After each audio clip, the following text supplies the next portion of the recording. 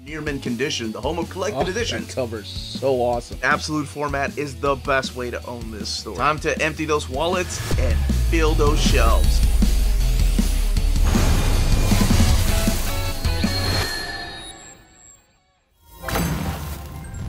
How's it going, all you minties? Uncanny Omar here from Near Mint Condition, the home of collected editions. And join me today for your advanced look at the Jeph Loeb and Tim Sale Daredevil Gallery Edition from Marvel Comics. So let's go ahead and get started.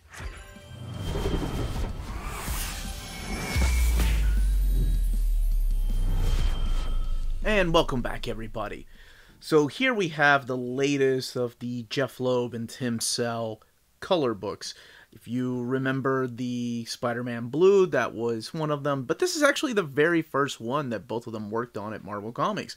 And then, of course, we've got Hulk Gray and Captain America White coming out later on. But this is now in Gallery Edition just called Jeph Loeb Tim Sale Daredevil Gallery Edition. And what we're looking at here is your direct market cover. And here is your standard edition cover. And something you'll probably notice is that not only the spine, but the color in the back, so the art on board is a little bit different, and of course the cover. And what they're doing with the direct market editions is they're keeping the spines the color of said book. So Spider-Man Blue, even though I have the standard edition, which I'll show here in a little bit, has the blue spine, and then Daredevil Yellow has the yellow spine. Hulk Gray will have the gray spine, and then Captain America White, I assume, will have the white spine. I haven't seen the final designs of those yet, but I assume, just based on these first two, that the direct market cover spines will have the color of the actual title. So let's bring a focus back to this. Here is a newer piece, one of the latest pieces that Tim Sale did. This is from 2016, as you can see down there. And you have Jeph Loeb and Tim Sale, Daredevil, the Marvel logo here, and that image. Again, the spine, but this is the direct market spine. And then the back of the book, this being the direct market version. So the measure of a man is not how he gets knocked to the mat. It is how he gets up. And that is, of course, from Battling Jack Murdock, which has a lot to do with this story. The ISBN down here, and then collecting Daredevil Yellow 1 through 6, rated T+, and the book retails for $50. Now, this book is due out on October 31st or November 1st, and a big thank you to David Gabriel and the folks at Marvel for sending us an advance copy of this. Now, here is Spider-Man Blue. This is the standard edition cover, and again, the standard edition cover not having the blue spine, but having yellow to match up here with the beautiful Gwen Stacy's hair. And one other thing, and one very important thing for collectors, is that this particular book, much like all the other Gallery and Treasury editions that I have up here, will not fit into a Kallax. I mean, you could force it in there, but it's gonna scratch up your book and scuff it up at the top and bottom. So I have these on my top shelf up there. And that's for you folks that have been asking me, where do I put these on my bookshelf? So I have Kallaxes. Even if you don't have Kallaxes, I would definitely put these on top shelf. Wanted to quickly look at the book and the way that it's going to be shelved right next to Spider-Man Blue. Kind of wish I had gone with the direct market cover now. Just a quick size comparison, in case you haven't seen my video where I talk about the different sizes of collected editions. Here it is compared to the size of an omnibus. So this is your omnibus, and this is the Gallery Edition right here. So how much taller and longer it is. The art is on board. There is no dust jacket, and it is a hardcover like all the other Gallery Editions. So we're going to open this up. We're going to look at the artwork. There's going to be a quick, non-spoilery part, and then, this being a Gallery Edition, it's one of the classic stories. I'm going to talk about the story and how I feel about this particular Daredevil story. But I'll let you know ahead of time when that spoiler begins. Alright, let's go ahead and crack it open, and then we'll look at the extras too for the people that are interested, and then the build of the book. Okay, let's go ahead and crack this book open. You have some black end sheets here. And Daredevil Yellow with that Tim Sale piece right here. Oh, I love all these ink washes that they're showing you here with, of course, the yellow tone. Daredevil Yellow, Jeph Loeb and Tim Sale, Richard Starkings, who is a big part of this, Comic Crafts, Wes Abbott, and then Matt Hollingworth, who does the colors for this particular edition. You have the introduction by Jeph Loeb here, and it is a brand new introduction talking about his late friend Tim Sale. How I love how classic these introductions are too. He was talking about how he was doing stuff over for Batman Comics with Tim Sale at the Distinguished competition, but then Joe Quesada approached him about coming over to Marvel Comics and doing some stories for them, mainly during the Marvel Knights era, because Joe Quesada was a big part of the Marvel Knights stuff. He had just gotten Kevin Smith to do the Guardian Devil story.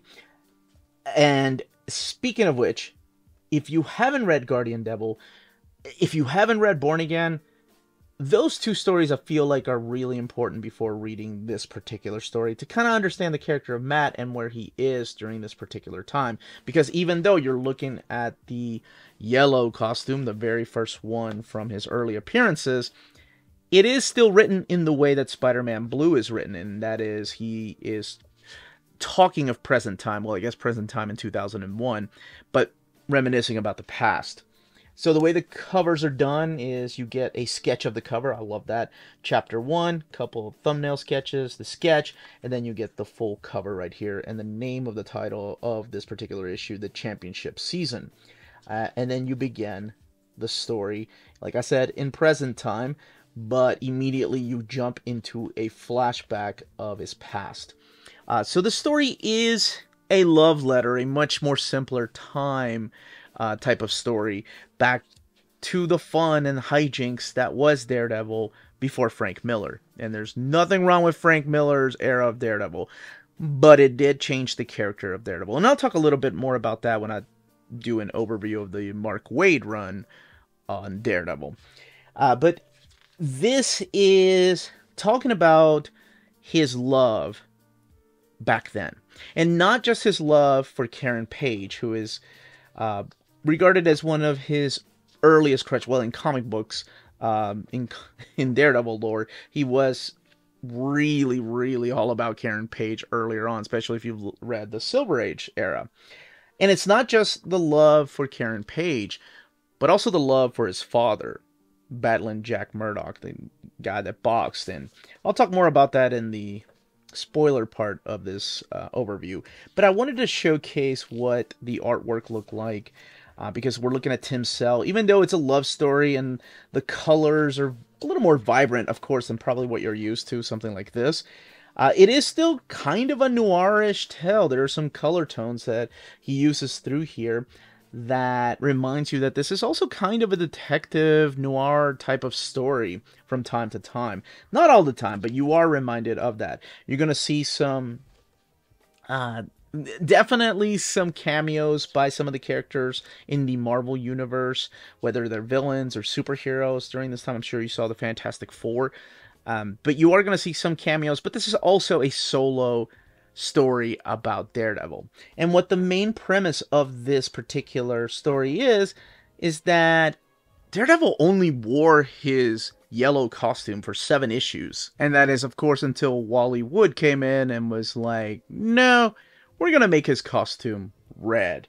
So he only wore his yellow costume for 6 issues. And Jeph Loeb takes that opportunity to go back and tell the story during this time of meeting Karen Page and going up against some of these early nemesis, including Electro here, borrowed from the pages of Spider-Man. But as you all probably know, it's not the only villain that was borrowed from the pages of Spider-Man, but that doesn't happen until later.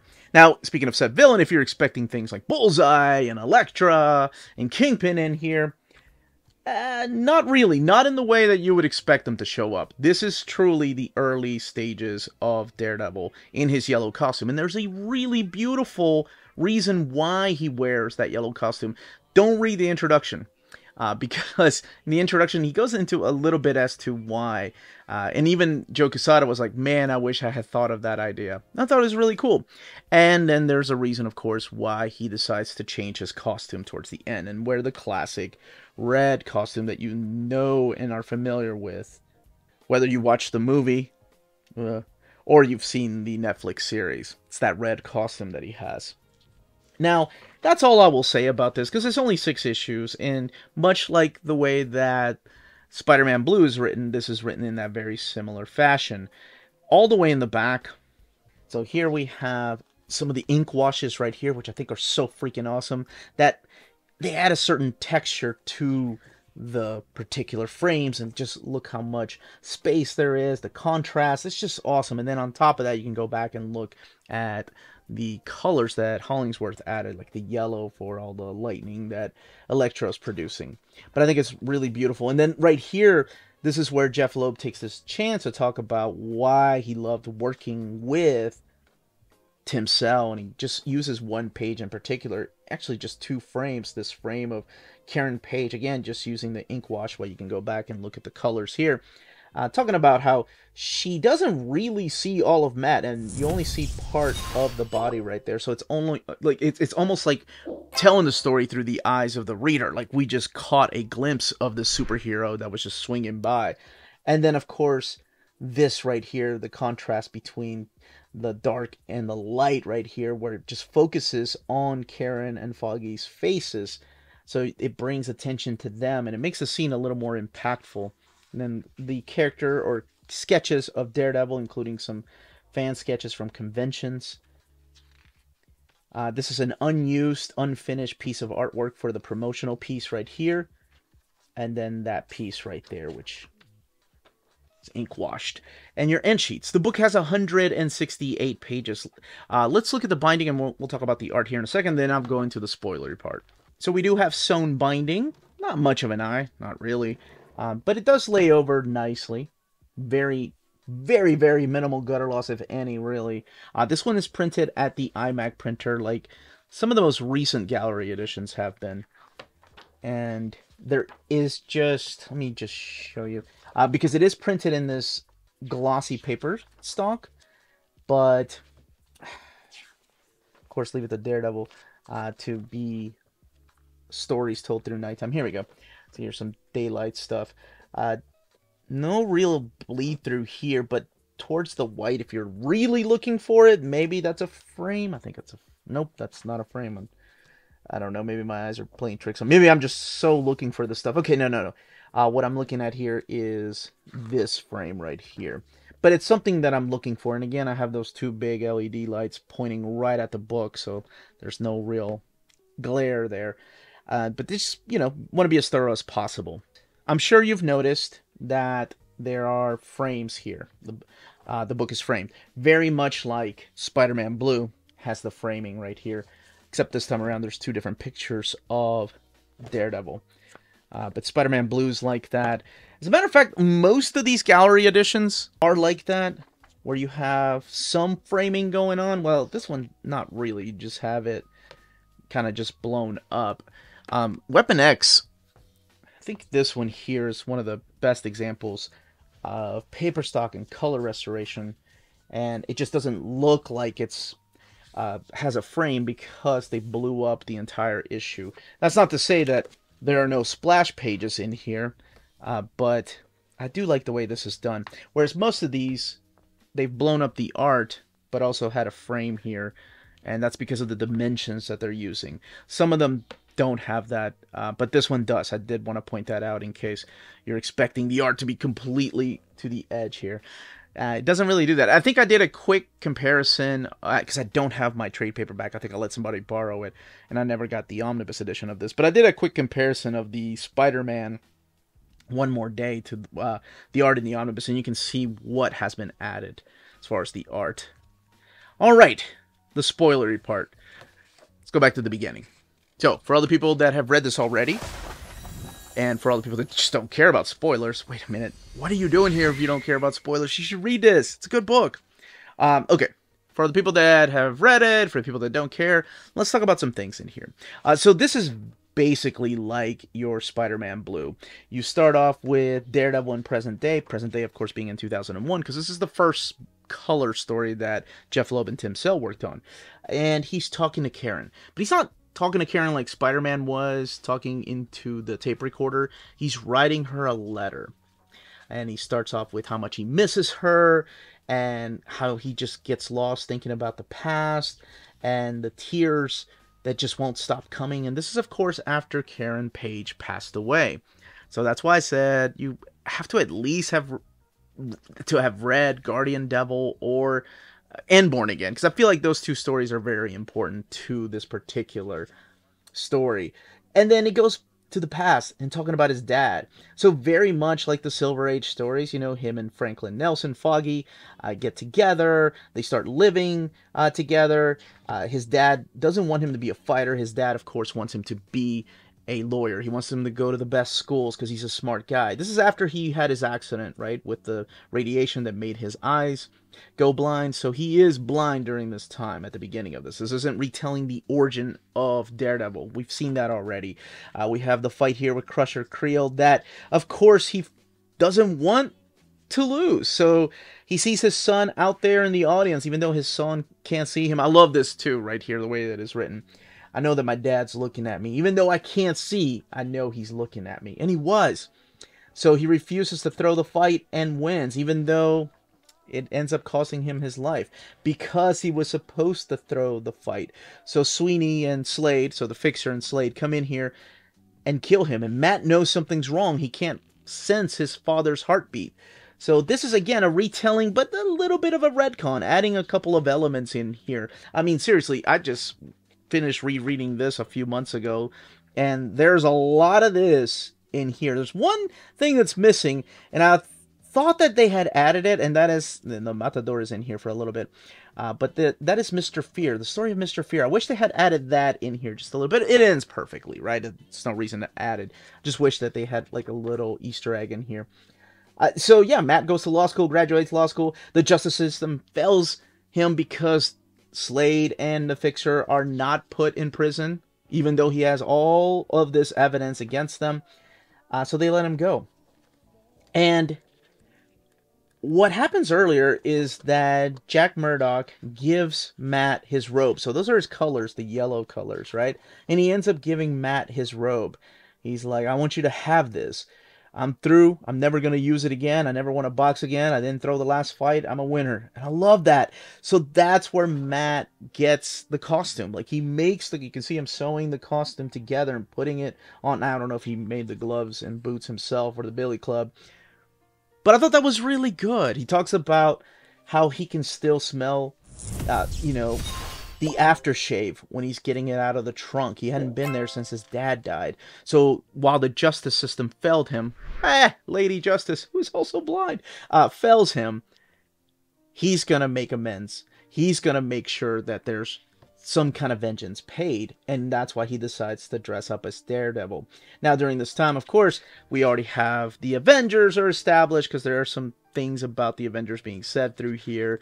Spider-Man's a thing, and so are the Fantastic Four, which you'll see here in a little bit. And this is very similar to the story that you'll find in the early Silver Age, where he's going after the Fixer, and the Fixer ends up having a heart attack in the subway, and he's like, hey, police officers, here's a guy that's guilty for battling Jack Murdock, and you're going to find the other guy. Tells him where to find him. And the cops are like, yeah, that sounds about right. He's like, call me Daredevil. And he keeps talking again to Karen, writing her a letter, talking about how she's the first person that ever called him the man without fear. And here she finally is at the end of chapter 2. Of course, applying to be a secretary. The next issue is beautifully, gosh, look at that beautiful artwork. Beautifully painted, beautifully drawn and framed. I just love this picture so much. But this is the Fantastic Four coming and asking for help because of the Baxter Building and patents and all that, and they need a lawyer. So Nelson and Murdoch are like, yeah, we'll do it. So they go out to celebrate.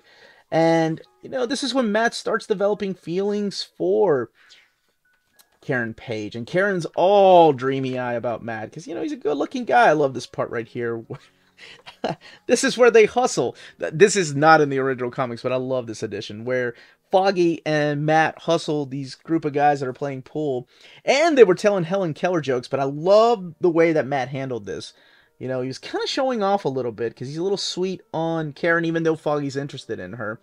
But he tells Helen Keller jokes himself. And then he ends it with, do you know the problem with Helen Keller jokes, Foggy? And Foggy's like, you've heard them all in Braille before? Love that. So awesome. He just kicked the crap out of them in pool, got their money, and then after Karen and Foggy leave in a cab, these guys are like, hey, we don't think you're blind. So, of course, he kicks the crap out of them. Love that. He keeps trying to get a confession, or somebody else is behind the fixer that got his dad murdered. So he goes back to Slade, and Slade refuses to tell him who it is.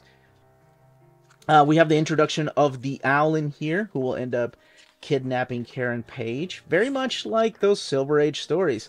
The fight with Electro, that's from the Silver Age stories, but they add a few elements in here, like him meeting the Rockettes. And that kind of gives him he's kind of riding that high of, flirting with these girls and them flirting with him to go and talk to Karen and ask her out. This is the panel I was showing earlier. I love that. She's crushing now on Daredevil. They go bowling here, and this is when Foggy starts getting jealous, because she's all over Matt, and he's like, oh man, I wish you paid attention to me. And he does something really weird. This is a really dark moment. This is another thing I was talking about when I said that, this is a really colorful and light-hearted type of story. But then there's this. This is when Slade is executed, and he is electrocuted to death. And Matt's talking about the smells at the penitentiary, right? It's something that nothing can prepare you for, even though he had just fought Electro. So I thought that was a really nice touch. Again, going back and forth. There's a beautiful love story here between, of course, Matt Murdock and Karen Page. I don't know why Foggy decides to marry her. He ain't even been out with her on a date, but he thinks that's the right thing to do. He wants to ask her to marry him, and I'm like, no, that's a dumb idea. Don't do that. Quit simping. All right, there is a love story here between Matt and Karen Page, and there is a love triangle between Matt and Foggy and Karen Page, and almost I guess not a triangle, but a square, because you also have Daredevil. She's crushing on Daredevil and doesn't know that Daredevil is Matt Murdock. But there's a love story here, too, about his father and how much he misses his father. And he starts using the quotes his father would use. And I thought that was a beautiful moment. In the same way that he has that story of Bruce Wayne and his father, he writes that in here, too, and it's really well done. This is when she's captured by the Owl. And look at this. And I know there's frames here, but that is still a big, beautiful piece. This is absolutely stunning. I love this book. And then the final issue. There's your little Easter egg, which I wish they had done Mr. Fear like this, but that's the Matador. This is with Kilgrave here. So Kilgrave, of course, is the purple man who can control people's minds. And he does this in the comics. Now, this goes into a little more detail in the comics. This is a comic. In the original Silver Age comics, he does kidnap Karen Page and throws her off the building. And this goes into a little more details. And it's really sweet the way that Matt thinks of her. And he keeps catching her and saving her. And now she's all about Daredevil. So at the end of the day, Murdock and Nelson are left with no Karen. She leaves, not quits, but she leaves for the day because both of them really like her. But her heart belongs to Daredevil. As a matter of fact, she asks him out. She's like, hey, what are you doing after this? You want to go get some coffee or something? Like, I don't know, tonight at 8 o'clock? And he's like, yeah. Of course, she doesn't know that it's Matt Murdock. That doesn't come to play till later. And that's where this wraps up. Now, if you're wondering where the red came from, oh my gosh. That is so sweet. As he's rescuing Karen, she tells him, why the yellow? And he's like, oh, I don't know. And she's like, how about red? That's my favorite color. So that's why he wears the red. Not only the red outfit, but look, if you see the handkerchief, the tie, he's all about impressing Karen Page. But she's only got eyes for Daredevil. And it ends. And it's a love letter to that Silver Age, to those simpler times when it was just about falling in love for the first time. It's a beautiful story, much like the Spider-Man Blue story. So if you enjoyed that, and if you've never read this, if you're here for spoilers, you should have read it. It's good. But yes, that's it. I love the irony behind this one, though. Like, it's called Daredevil Yellow, right? Fear.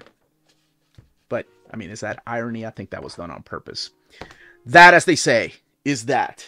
If you're interested in purchasing this gallery edition, don't forget to check out our sponsors. CheapGraphicNovels.com, your online home for graphic novels and collected editions up to 50% off cover price. They have excellent shipping and prompt and helpful service. Check out their bargain deals for up to 90% off cover price. And don't forget that CGN also takes pre-orders. That way you don't miss out on the hottest releases. And they are currently running a special promotion for you Minties. If you're a first-time customer, after receiving your order confirmation email, reply back to that email and let them know Near Mint Condition sent you their way. They will then apply a free shipping promotional credit to your next order in the US. Cheap Graphic Novels, your source for the hottest books with the kind of deep discount, quality shipping, and customer service that will keep you coming back for more.